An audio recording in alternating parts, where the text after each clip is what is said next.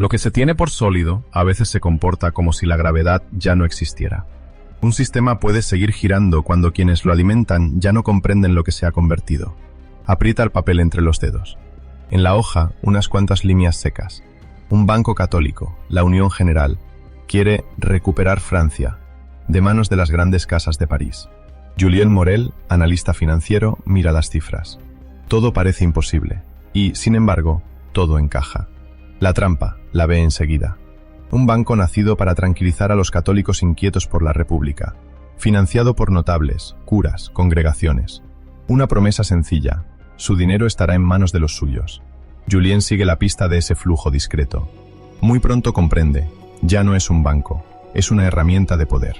La anomalía aparece en una tabla amarillenta que consulta en una sala de archivos silenciosa. En una columna, los grandes bancos de París. En la otra, esa Unión General, instalada en Lyon desde 1878. En pocos años ha absorbido una masa de ahorro provincial que ningún banco nuevo debería captar con tanta rapidez. Y sobre todo, la curva que le fascina: la cotización de la acción, que sube como un cohete en torno a 1881, como si toda una parte de la Francia católica hubiera decidido, al mismo tiempo, apostar por esa única institución.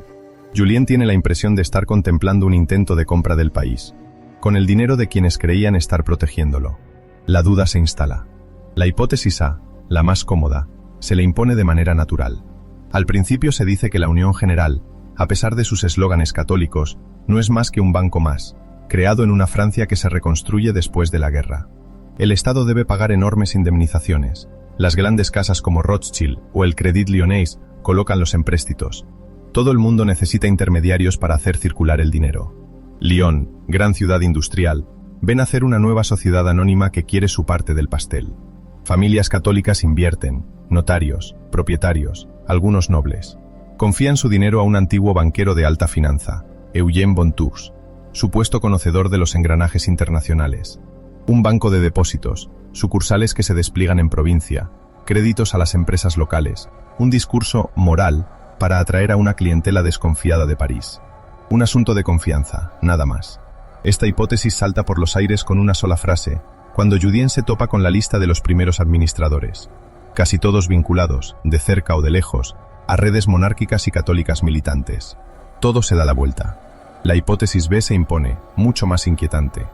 Julien empieza a ver la Unión General no como un simple banco, sino como el brazo financiero de un campo político. Aumentan las tensiones con la República laica. Las leyes escolares encienden la cólera de numerosos católicos.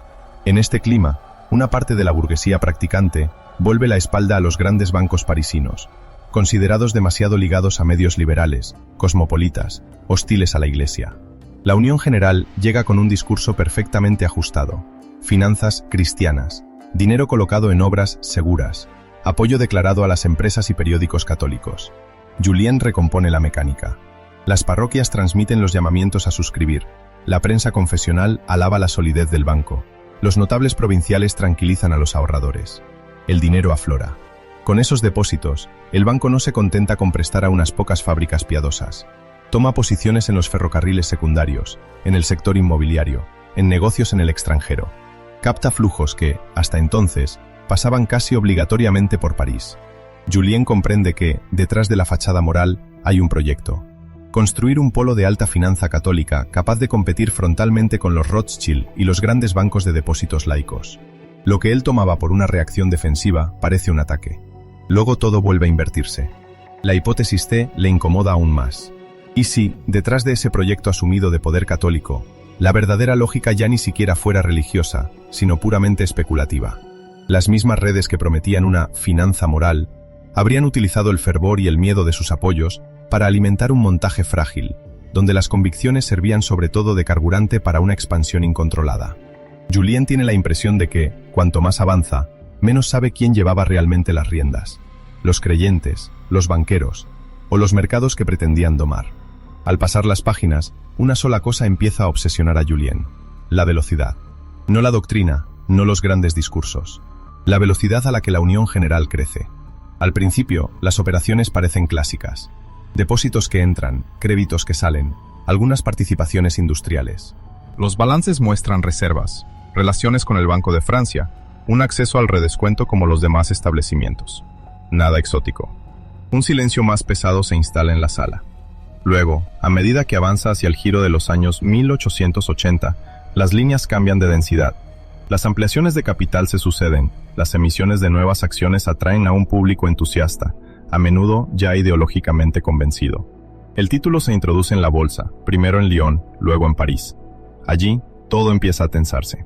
Julien sigue la curva de la acción durante varios meses. Se dispara. Ya no es el ahorro depositado tranquilamente, es la fiebre. Los católicos adinerados compran, los más modestos siguen, a veces a crédito. Se desarrollan los préstamos sobre títulos. Se pide prestado para comprar aún más acciones. Se dan esas acciones en garantía para endeudarse todavía más. Efecto de palanca. El propio banco acaba implicado en la subida de su propio valor, directa o indirectamente a través de sus satélites. En los archivos financieros, Julien detecta otra anomalía. La manera en que la Unión General engorda su propio balance. Crea o toma participaciones en sociedades inmobiliarias, compañías ferroviarias secundarias, proyectos más lejanos, a veces en Austria-Hungría o en los Balcanes, donde Bontou tiene experiencia. Estos títulos se inscriben en el activo a valores halagüeños, a veces superiores al mercado. En el papel, todo va bien. En la realidad, una parte creciente de lo que posee el banco no es ni líquido ni fácilmente revendible. Una sola fragilidad domina a todas las demás. Cuando Julien la formula para sí mismo, se reduce a unas pocas palabras. El banco promete a todo el mundo poder retirar su dinero en cualquier momento, pero ha encerrado ese dinero en proyectos que no se deshacen a demanda. Ni siquiera es una estafa sofisticada. Es la versión exacerbada de un riesgo banal de los bancos de depósitos. La constatación queda en suspenso. Solo que aquí, ese riesgo está agravado por dos fuerzas que se retroalimentan. Por un lado, la especulación bursátil sobre el título Unión General. Por el otro, la carga simbólica religiosa y política. Julien lee actas de juntas generales. Los beneficios anunciados son elevados, los dividendos generosos. Algunas voces inquietas cuestionan la calidad de los activos, la concentración en ciertos sectores, la amplitud de los compromisos en el extranjero. Se topan con un muro de entusiasmo y confianza exhibida. Mientras la cotización sube, mientras caen los dividendos, resulta demasiado fácil barrer las dudas. En la prensa financiera de París, Julien descubre, sin embargo, señales de alerta. Algunos periódicos señalan la dependencia de la Unión General de la especulación, la magnitud de sus inmovilizaciones, su fragilidad si el mercado se da la vuelta. Bontou y sus allegados defienden la solidez del banco, invocan el valor real de sus participaciones, minimizan el peligro. Al mismo tiempo, el contexto se endurece. Algunos valores ferroviarios e inmobiliarios empiezan a bajar. El crédito se restringe en la plaza de París. Suben los tipos. Financiar posiciones especulativas se vuelve más costoso. La Unión General ya no está simplemente expuesta a sus propias decisiones. Está atrapada en un movimiento de mercado que la supera. Julien vuelve a esa sola razón del bloqueo, la que será fatal. Todo depende de la confianza, pero esa confianza ya no es únicamente económica. Es política, confesional, identitaria. Mientras los medios católicos creen en ella, la máquina avanza. Los depósitos se mantienen, el ahorro se acumula. En cuanto el rumor invierte ese movimiento, todo se derrumba. Imagina la escena de una ventanilla de provincia en el momento en que circulan los primeros rumores. Un sacerdote que ha recomendado el banco a sus feligreses llega por la mañana, con aire grave. Pequeños ahorradores, familias burguesas, viudas de notables, vienen discretamente a preguntar si todo va bien. Se les dice que sí, que los ataques vienen de la prensa hostil, que la República quiere abatir una institución católica floreciente. Se les devuelve a sus casas, con una sonrisa algo tensa. Luego las cifras se deterioran. A finales de 1881, el título empieza a bajar. Los vendedores en corto toman sus ganancias. Los rumores crecen. Los primeros depositantes retiran sus fondos. El flujo se invierte. La Unión General debe encontrar dinero líquido. Intenta vender sus participaciones. Nadie las quiere a esos precios. Los títulos son ilíquidos, o solo interesan a niveles mucho más bajos de los inscritos en el balance. Julien imagina esos días en que cada petición de retirada se convierte en una herida física para los directivos. Las reservas se derriten. Las oficinas huelen a sudor y a tinta fresca de las cartas de solicitud de reembolso. El Banco de Francia se convierte en el último recurso. Conceder más redescuento o no, sostener a este banco o dejarlo caer. Esa es la cuestión que flota sobre la plaza. En las deliberaciones, Julien percibe una vacilación pesada. Apoyar demasiado a la Unión General es correr el riesgo de avalar una estrategia considerada imprudente, incluso hostil a los circuitos establecidos de la alta banca. Negarse es provocar una quiebra espectacular que sacudirá la confianza de miles de depositantes, esencialmente católicos, esencialmente provincianos. La decisión se cristaliza. La ayuda no bastará. La suspensión de pagos se declara en enero de 1882. Es ahí cuando el muro se vuelve concreto. Delante de ciertas ventanillas, la gente espera. Manos enguantadas aprietan libretas de ahorros. Las voces se rompen de tanto reclamar. Las puertas permanecen cerradas. Julien fija, en un informe, una mención que le impresiona. Una mujer se desmaya cuando comprende que sus ahorros se han perdido. Ese detalle, ese cuerpo que se desploma ante la puerta de un banco, le duele más que todas las grandes cifras de pérdidas. Los expertos a los que consulta hoy, ellos, tienen un discurso tajante.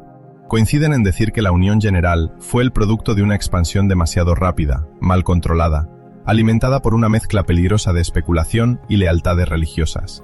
Algunos añaden, sin embargo, que los ataques de los círculos financieros parisinos y de los vendedores en corto amplificaron la crisis, y que el banco quizá habría sobrevivido sin ese clima hostil.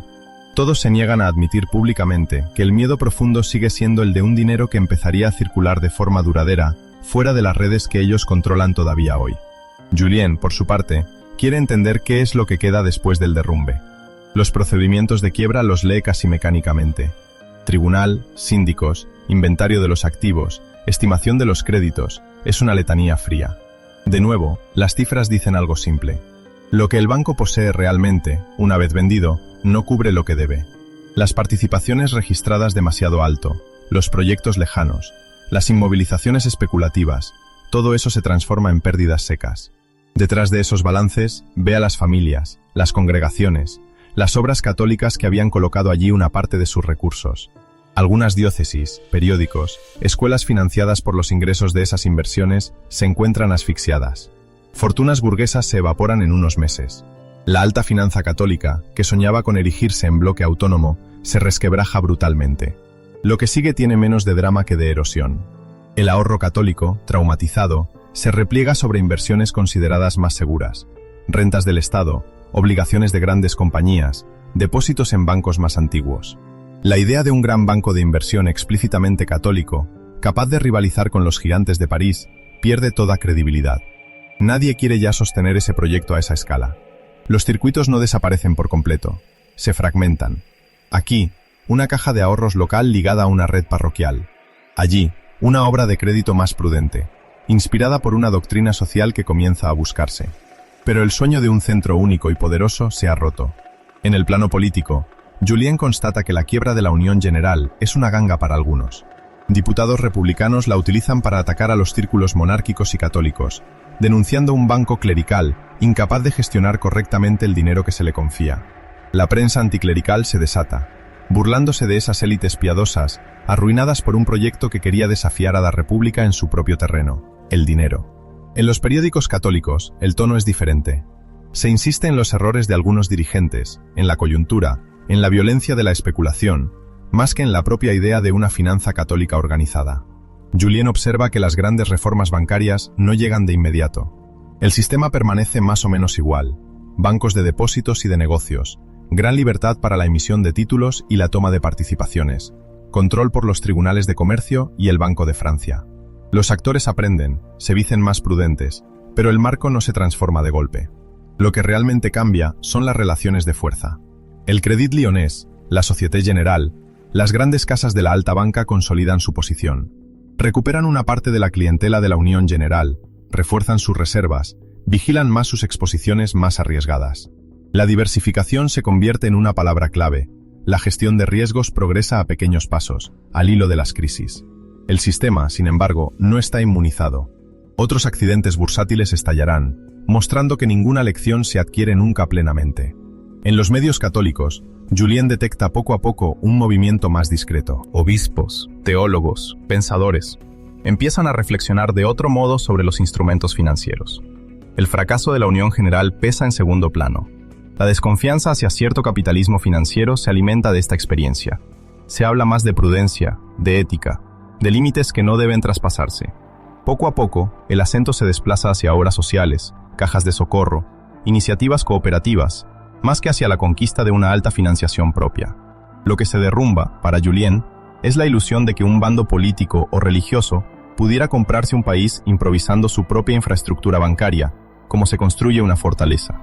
La Unión General parecía ofrecer esa posibilidad: desviar el ahorro de un bando, agregarlo y devolverlo contra los circuitos dominantes. La caída le revela otra cosa. En cuanto un banco promete conciliarlo todo, lealtad, fe, rentabilidad, poder, se expone a una tentación fatal, la de asumir más riesgos de los que su propio sistema puede soportar. Lo que descubre en su lugar es más sombrío, más estrecho. Los grandes bancos, aunque cuestionados, siguen en el centro. Los que intentan salir de ahí terminan llamando a su puerta o estrellándose. Las redes católicas no desaparecen, pero se amoldan, poco a poco, a las formas que el sistema acepta. La alta finanza católica no renace realmente. Se disuelve en un paisaje donde el dinero circula primero según las exigencias del mercado, y solo después según las fidelidades. Al cerrar sus notas, Julien se queda con una pregunta brutal. Desde la Unión General, ¿alguien ha logrado realmente hacer de la moral algo más que un argumento de venta en la batalla financiera? La luz de la última hora de la tarde lame los cantos dorados de los registros alineados en las estanterías. Flota un fino polvo, visible solo cuando atraviesa el haz de una lámpara que ha quedado encendida. Sobre la mesa, las columnas de cifras se suceden, rectas, mudas, salpicadas de algunos tachones de tinta negra. Afuera, a través de una ventana mal lavada, se percibe el ruido regular de un tranvía y, más lejos, el sonido amortiguado de una campana que da la hora. En el silencio de la sala, la cubierta de cartón de un viejo balance se levanta ligeramente con una corriente de aire. Luego cae de nuevo, sin ruido.